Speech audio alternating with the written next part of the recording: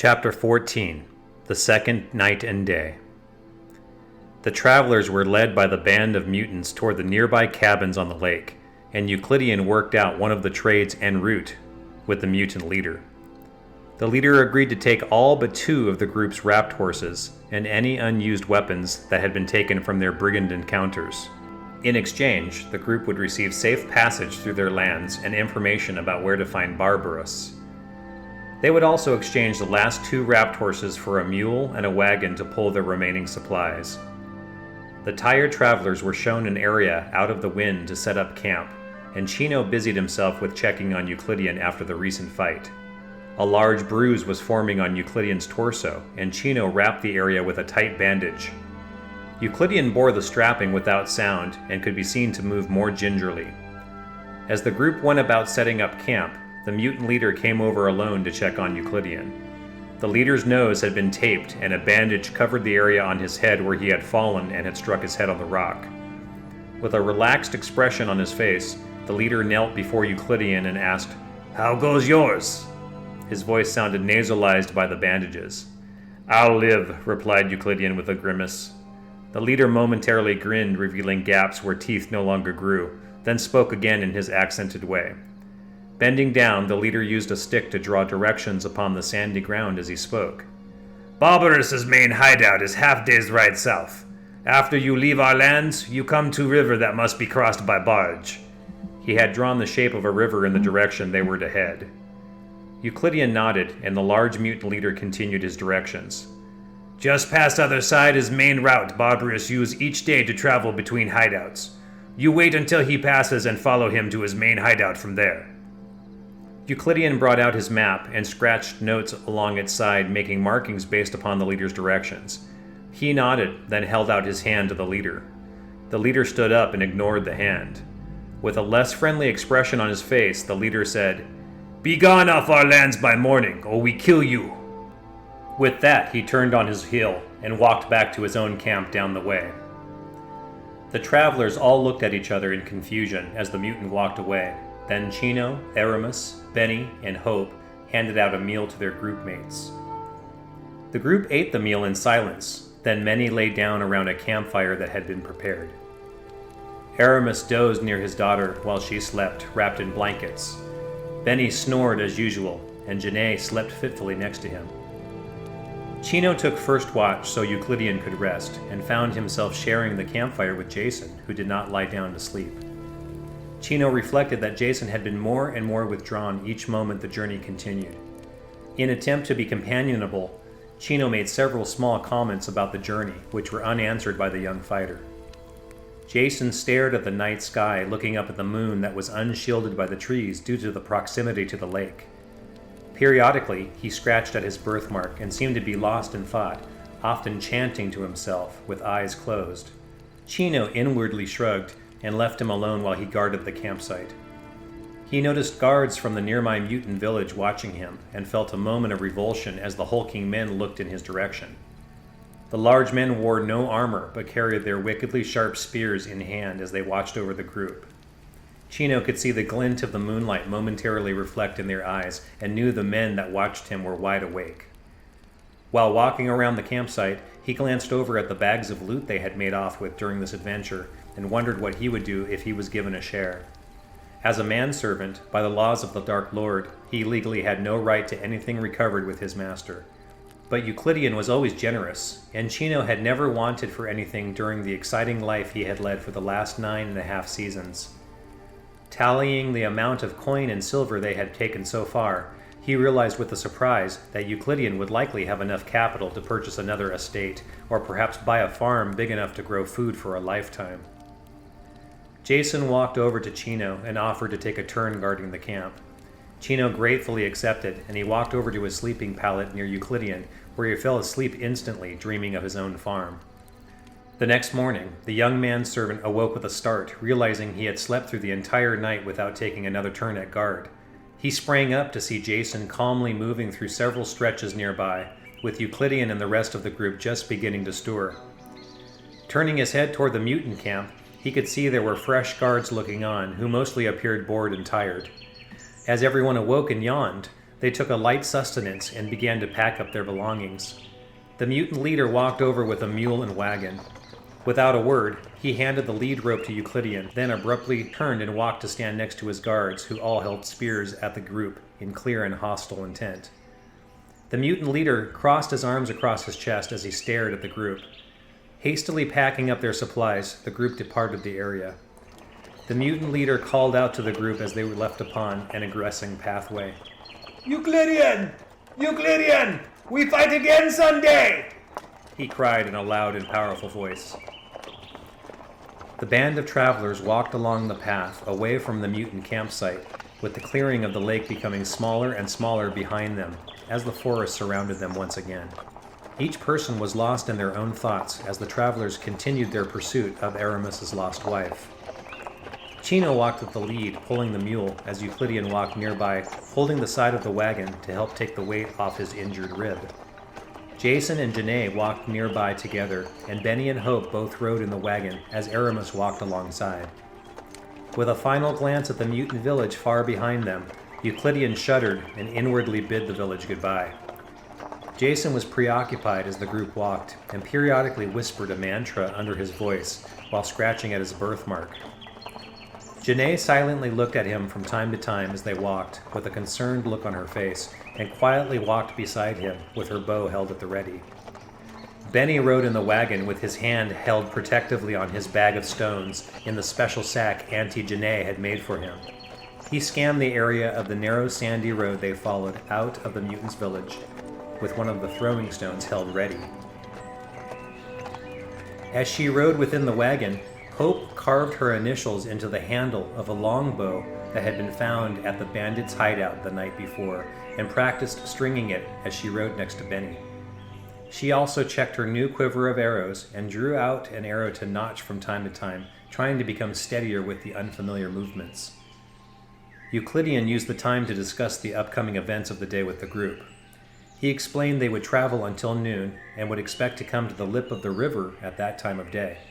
There, they would hire a barge to the other side of the river to continue the search for Barbaros or his men, where they would follow the gang leader to the hideout to make a final plan of attack.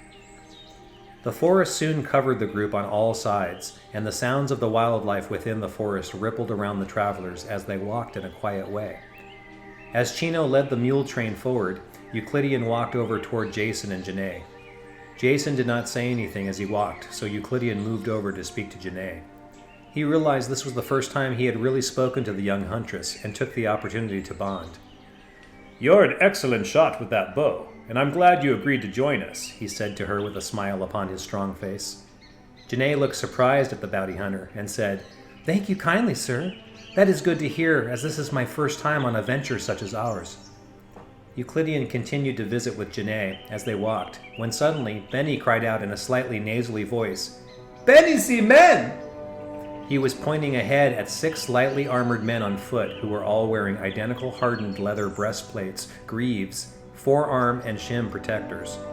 Each man carried a finely honed short sword and dagger, and their heads were covered with a hardened leather helmet that was strapped to their chins with a satiny cloth that covered their mouth. Etched into each of the dark leather breastplate was the darkened dragon symbol of the Black Warrior. The armored men had seen the travelers and had drawn the short swords and began moving towards the group at speed. Chino cried out, "Scouting party!" and dropped the lead rope of the mule as he pulled out his short swords and took up a position to attack. Euclidean cursed as he saw the dragon symbol on the armor and drew a short sword as he shouted for everyone to attack the oncoming men. Jacen drew out his staff and with a great cry, savagely launched himself at the 6 men who were rushing at the group. His techno-staff began humming in its ominous way as he arrived at the men before anyone else from his group, and he began to single-handedly engage the Black Warriors. The sound of men moving, shouting, and the scrape and pounding sounds of melee weapons could be heard as the groups engaged one another. The first Black Warrior who encountered Jacen brought his sword in a slicing arc toward the young man. Using his staff as a whip, Jacen blocked the downward swipe and with a battle cry savagely struck the warrior across his helmeted head in a two-handed grip of the weapon. A loud electrical slapping noise was heard as the weapon struck the warrior and the man fell backwards onto the ground, semi-conscious, only to be replaced by another identical warrior who thrust his sword at Jacen in a stabbing attack. Jacen sidestepped the attack and with a shouted word of riposte, swept his technostaff in a counterattack, striking the attacking warrior's legs out from under him. The warrior fell heavily to the ground and cried out in a scream of pain as Jacen stabbed him in an unprotected area of flesh with the pointed end of his staff. The warrior grabbed his wounded stomach where blood began to pour out, and Jacen leapt over the falling man to engage a third warrior.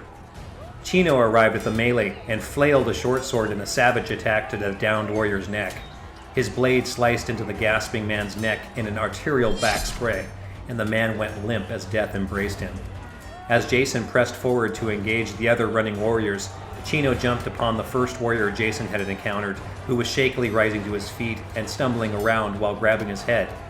Chino stabbed his short sword into the stumbling man's flank, pressing the weapon deep into the man's body, causing him to scream and twist toward Chino, which ripped the short sword out of his hand, but dropped his own weapon in the process. As the dying warrior fell to the ground, Chino swept up the weapon the man had dropped and jumped forward to help Jacen. While Jacen and Chino fought side by side against the next two warriors, Euclidean drew out his own hunting bow and notched an arrow. From the corner of his eye, he could see Janae doing likewise. Together, he and Janae took careful aim at the darker armored targets and began shooting into the group of fighting men while Benny began to throw his stones at the dark warriors. Just as Jacen had stabbed one of the warriors, Erimus grabbed a sharp battle spear they had salvaged from their earlier encounters and with trembling arms stood guard over his daughter Hope, who was busily stringing her bow and trying to help defend the caravan. Hope latched the firing wire into place and notched an arrow to the weapon. She carefully took aim, but could not decide who to shoot at as the fighting men were all moving too fast, and she did not want to hit one of her own band. With arrow pulled back and arms quivering with exertion, she waited but did not fire. Jacen was busy blocking and attacking at 3 of the remaining warriors. His movements were quick and sure as the strange staff hummed in an electrical way. Although he was able to block the sword strokes of the warriors, he was hemmed in by the trees around them and was not able to find an opening for attack as he had before. And soon he was pushed back as Chino engaged the final combatant. Chino and his opponent circled each other. They struck at each other back and forth, each seeking an opening in the other's defense. Chino was lightly armored, wearing thickened leather hunting garb, and he knew the armor would not fully protect against a direct sword thrust. The Black Warrior wore a thicker type of armor that would protect against a sword strike, but not a fired arrow, and soon, Chino worked his attacks to bring his opponent's back toward his master, who was waiting to fire an arrow at the warrior. The manservant was quickly tiring as he increased the intensity of his attacks. Just then, a rock thrown by Benny glanced off the warrior's cheek, causing him to stumble for a moment. The moment was just long enough for Chino to dart forward and stab his borrowed sword up through the warrior's chin to lodge deeply into his brain. Chino pulled the dripping sword away from the wound, and his opponent fell to the ground without a sound. Exhausted, Chino dropped the borrowed sword and fell hands to knees gasping for air, trying to momentarily recover from the intense battle he had just partaken of. He turned to see Jacen, who was being pushed into a corner by 3 remaining warriors. Jacen whipped his electrical technical staff around him, blocking the various thrusts that came at him from 3 different directions with both his weapon and his armored forearm gauntlet. The armored gauntlet vibrated with the same unusual intensity as the staff weapon and redistributed the kinetic energy of an attacking warrior's sword strike. Although his staff attacks were precise, the armor worn by the Dark Warriors was sufficiently blocking his attacks. Just at that moment, one of the attackers to his left suddenly had an arrow slam into his eye, followed by another arrow that slammed into his face. The man expelled a loud grunt of air and fell to the ground where he began to twitch in his death throes. As Jacen faced the final 2 warriors, the whispers and guttural language that were always in the background of his mind began shrieking as the energy of the battle stirred up the demonic energies in the area. Jacen paused in the momentary respite within the fight to command one of the shrieking demons. Uttering a command in a dark language, he flicked his fingers in the direction of the remaining 2 warriors. Within moments, the temperature around the fighting group began to plummet. Soon, everyone was trembling with cold, and Jacen laughed in a maniacal way as he saw the 2 warriors stagger. Unaffected by the change in temperature, the enraged fighter ran up and expertly whipped his vibrating staff around to disarm the warrior closest to him. His staff struck the warrior's hand with a loud electrical sound of impact and smashed the bones within the man's hand to splinters. The warrior dropped his weapon with a scream, causing a great billow of vapor to escape from his mouth, when suddenly an arrow slammed into his face. The arrow had been fired by Hope, who looked upon her handiwork from afar with stunned surprise. With a hiss, Jacen spun to engage the final Black Warrior, who was now trembling in the chilly air, the puffs of his exertion seen in the billows of breath that escaped his mouth. Jacen brought his staff in its sweeping arc at the warrior's head, who managed to block the weapon at its zenith and push it away. As he drew back his sword for another attack, 2 arrows thunked into his body, one of the arrows glancing off his armor and the other lodging into the shoulder of his non-dominant hand. The arm hung limp and useless as the warrior continued to engage Jacen. The outcome of the fight was now completely certain. The warrior sunk to the ground for a moment to catch his breath and used the tip of his sword to help prop him. He was breathing heavy and tiring as blood ran down the injured arm with the arrow in the shoulder. Just then, another arrow lodged into his thigh, bringing a scream of rage from the bloodied man. Jacen walked up slowly to the man, who weakly held his sword out. With deft skill, Jacen smashed the weapon out of the man's hand, causing the weapon to fly away, where it landed point first to stick deeply into the flesh of a nearby tree. The fighting was over, and Euclidean put down his bow and began to walk towards Jacen and the downed warrior who covered his bleeding wounds with his bare hands. In his walk, Euclidean asked, "What is your mission?" but was unable to finish his question as Jacen suddenly shouted a battle cry and brought his staff down upon the warrior's face. An electrical sound of impact followed by a loud and wet crunching sound that was heard, and a spray of blood shot away from Jacen as pieces of the warrior's smashed head flew in all directions.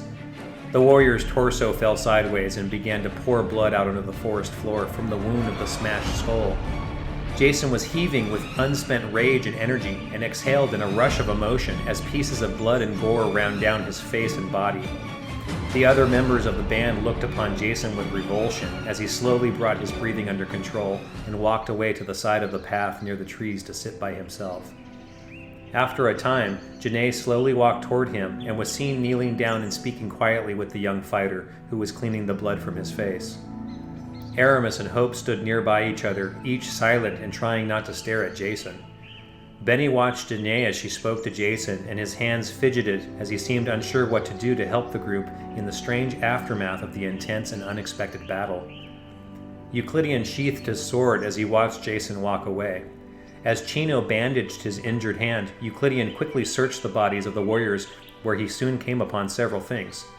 The warriors all wore the finely honed armor of the Black Warriors, which was worth the penalty of death if taken. They also carried fine daggers and short swords, which were collected and placed into a sack amongst their wagon supplies. Each Black Warrior carried a small pouch of gold coins, which was an uncommon fortune. Euclidean quickly added up this new amount to their total takings and realized they now carried a ridiculous amount of treasure. With growing concern, the large fighter thought that if any large group of bandits learned about the treasure they carried, they would undoubtedly be set upon from all sides and realized they would soon have to find a place to hide their loot. Finally, they found written orders from High Priest Cassius directing the scouting group to find information about a blacksmith's son named Ija, who was to be captured and brought to the Dark Lord for his foul purposes. The group began to prepare to press on when Janae spoke up and addressed the group. "What should we do about this?" Janae asked the group. She was holding the orders from the Dark Lord. No one said anything, and each person looked at one another, then back to Janae. Euclidean asked, "What do you want us to do? We are already on a mission to find Erimus's wife and cannot abandon that purpose to go looking for some kid who is likely already dead." Janae looked angry, but after a moment nodded her head and turned abruptly away. Euclidean took the note and buried it in the ground away from the pile of corpses that they had stacked under several bushes. Soon, the clearing was free, and the group pressed on toward their next destination in the later afternoon hours, intent to be away from the area of strange hostility. Jacen quietly rejoined the group. His face had been cleaned of the dripping gore. The powerful young man continued to utter the mantras he had whispered as before, and would periodically scratch at his birthmark. Except for Janae, his fellow travel companions gave the fighter a wide berth as they walked. The band traveled for 2 additional hours along the path within the forest, when Chino suddenly brought the mule train to a stop. Coming toward them from all sides of the road were approximately 40 men, all wearing the camouflage colors of forest brigands. Many carried longbows and spears, and nearly all the men carried short swords and daggers. As the large group of rough-looking men surrounded the travelers on all sides, Euclidean placed his hand on the short sword he had strapped in a reverse holster on his back as 3 of the men boldly approached him. The men wore dirty strips of material woven directly into their dirty hair, masking their face in a screen. None of the men spoke, but one of them drew out a sword and held it and pointed it at Euclidean. Just then the man holding the sword screamed, and all the men following him began to rush toward the travelers, screaming on top of their voices. Euclidean and Chino both quickly pulled out their short swords, and Jacen grabbed out his staff, but soon the group was surrounded by the forest brigands, who had each took a turn at running in and stabbing a spear point to the three fighters until they were all disarmed. The large group of men surrounded the three fighters with the tips of their spears held to the men's necks. Janae and the others in the wagon each took up their arms, but once the travelers were surrounded, the one who had held up his sword stepped forward and pointed at Jacen, and the others then pointed at her weapons. Janae trembled as she held her drawn arrow ready to launch. She realized as soon as she had shot her arrow, her companions would be killed, and she would be dragged off the wagon by the many men that surrounded her. With a quiet humph of surrender, she lowered her bow. The travelers were all tied up and gagged with dirty strips of cloth and were led at spear point in a line for a 30-minute walk deep into the forest. Their wagon of supplies was pulled along with the group, with the creaking sounds of the wheels joining within the sound of the many men's feet stepping onto the forest lichen as the group was led deep into the dark forest. Soon they came to a large camp that had been prepared in a cove of trees. As the group was positioned near a section of stone, the group's treasures were taken from the wagon and handed out to the many forest bandits, who whooped with glee as they stared at the many trinkets, coins, and fine weapons they had liberated. A great fire pit was created, and the forest bandits began roasting various meats and drinking spirits in celebration.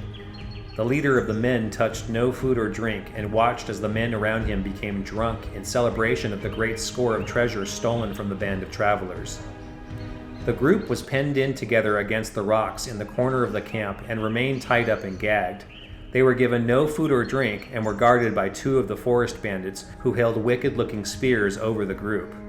At one point, Euclidean began to whisper an idea for an escape plan to the group, but when he began to speak, one of the guards rushed over and savagely struck him full in the face with the butt end of his spear, causing the fighter's head to rock back.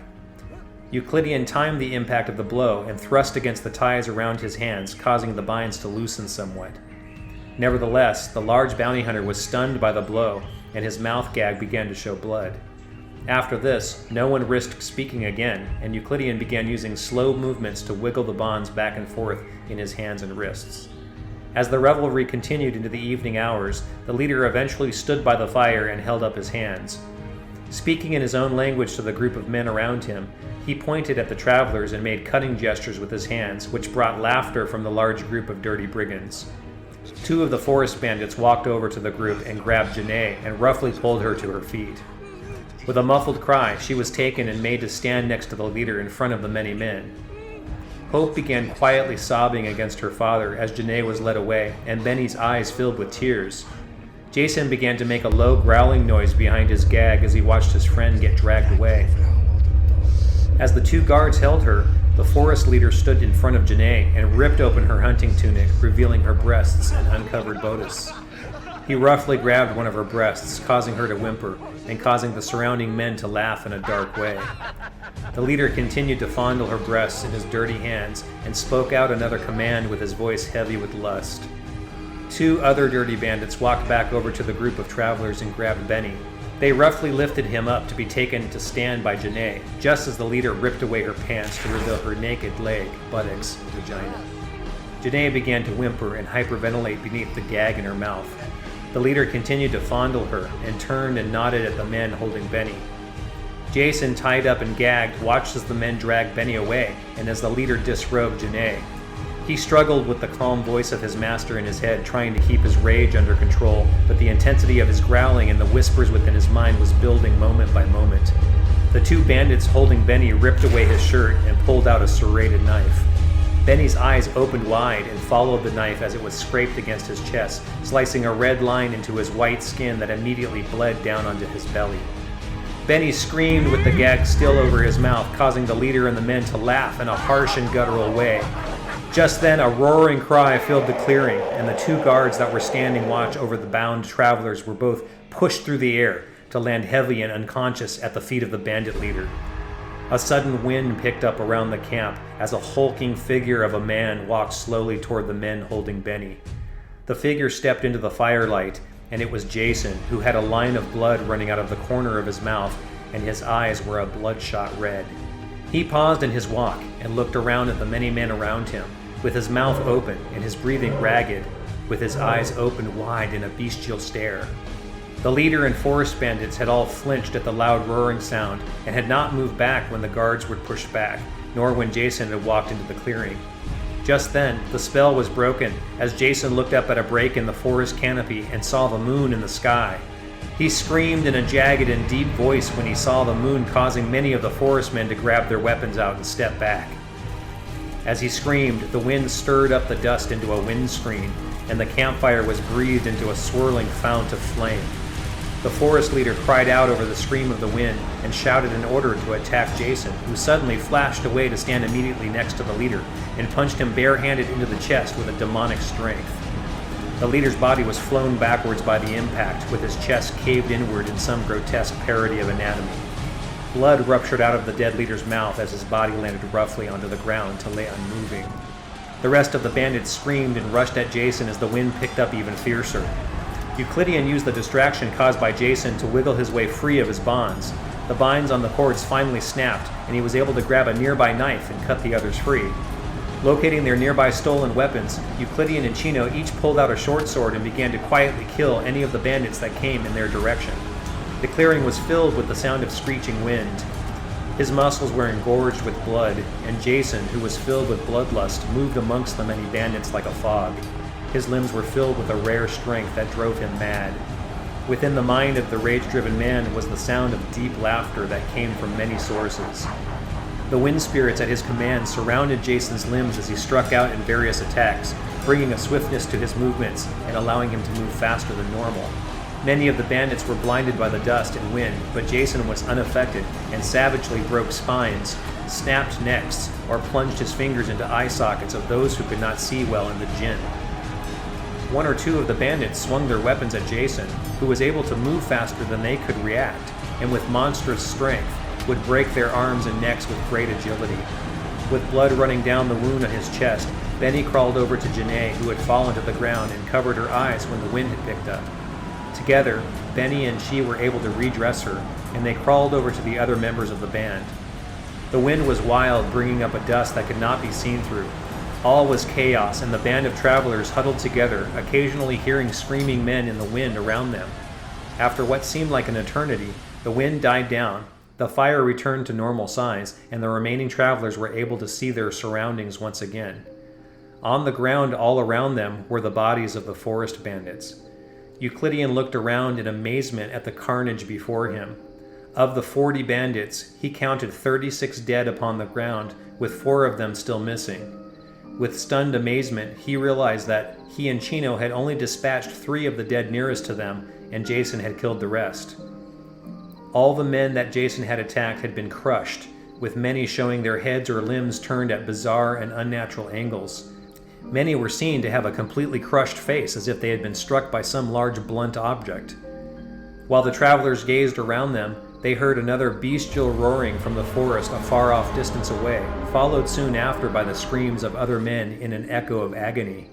Then all was silence, and the normal sounds of the forest returned as the night came upon the group.